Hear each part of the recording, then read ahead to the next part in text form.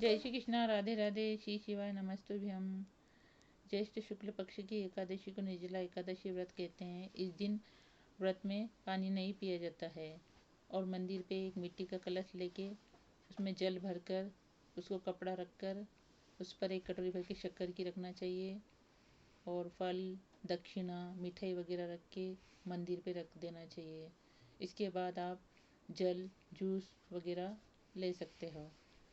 इस दिन इसकी कथा भी कही जाती है जो इस प्रकार है। श्री भीमसेन जी बोले, हे पितामह, भ्राता युधिष्ठिर, माता कुंती, द्रौपदी, अर्जुन, नकुल और सहदेव आदि एकादशी के दान व्रत करते हैं और मुझसे एकादशी के दिन अन्न खाने को मना करते हैं।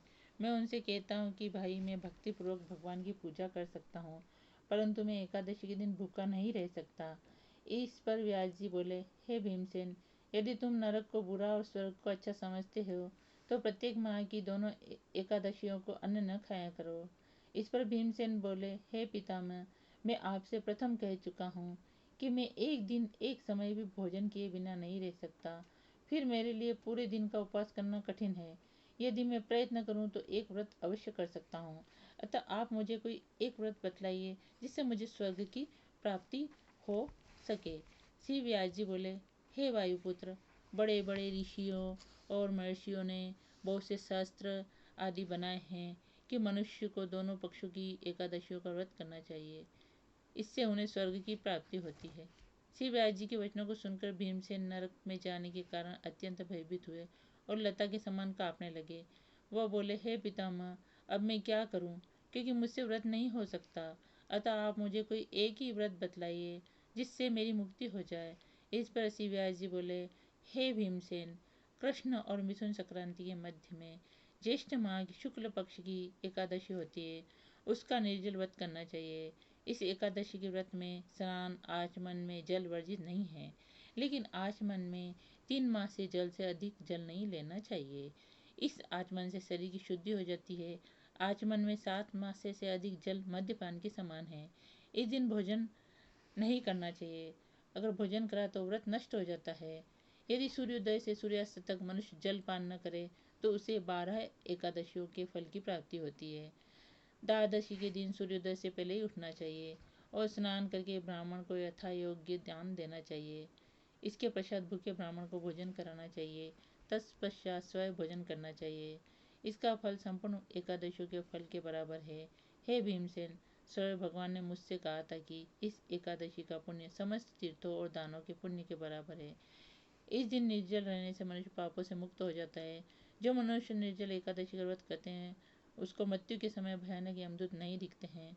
उस समय भगवान विष्णु के यमदूत स्वर्ग से आते हैं और उनको पुष्पक विमान पर बिठाकर स्वर्ग ले जाते हैं। अतः संसार में सबसे श्रेष्ठ निर्जला एकादशी का व्रत है।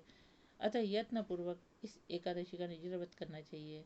इस दिन ओम नमो भगवते वासुदेवाय मंत्र उच्चारण करना चाहिए। व्यास जी के ऐसे वचन सुनकर उन्होंने निर्जल व्रत किया। इसी एकादशी को भीमसेनी या पांडव एकादशी भी कहते हैं। निर्जल व्रत करने से पहले भगवान की पूजा करनी चाहिए। उनसे विनय करनी चाहिए कि दूसरे दिन भोजन करूँगा। मैं इस व्रत को श्रद्धापूर्वक करूँगा, इससे मेरे सब पाप नष्ट हो जाते हैं। इस दिन एक बड़े वस्त्र से ढककर स्वर्ण सहित दान करना चाहिए। जो मनुष्य इस व्रत को दोपहर में स्नान तप आदि करके करते हैं उनको करोड़ फल स्वर्ण के दान का फल मिलता है। जो मनुष्य इस दिन यज्ञ होम आदि करते हैं उसका फल वर्णन भी नहीं हो सकता। इस निर्जला एकादशी के व्रत से मनुष्य विष्णु लोक को जाता है। जो मनुष्य इस दिन अन्न खाते हैं उन्हें चांडल समझना चाहिए। वे अंत में नरक में जाते हैं। ब्रह्म हत्यारे, मद्यपान करने वाले, चोरी करने वाले, गुरु से द्वेष करने वाले, असत्य बोलने वाले इस व्रत को करने से स्वर्ग को जाते हैं। हे कुंती पुत्र, जो पुरुष या स्त्री इस व्रत को श्रद्धापूर्वक करते हैं उनका निम्नलिखित कर्तव्य है। उन्हें सर्वप्रथम विष्णु भगवान की पूजा करनी चाहिए। तत्पश्चात गौ का दान करना चाहिए। उस दिन ब्राह्मण को दक्षिणा मिष्टान आदि देना चाहिए। निर्जल के दिन अन्न वस्त्र छत्र उपान आदि का दान करना चाहिए। जो मनुष्य इस कथा को प्रेम पूर्वक सुनते और पढ़ते हैं उनको स्वर्ग की प्राप्ति होती है। जय श्री कृष्ण।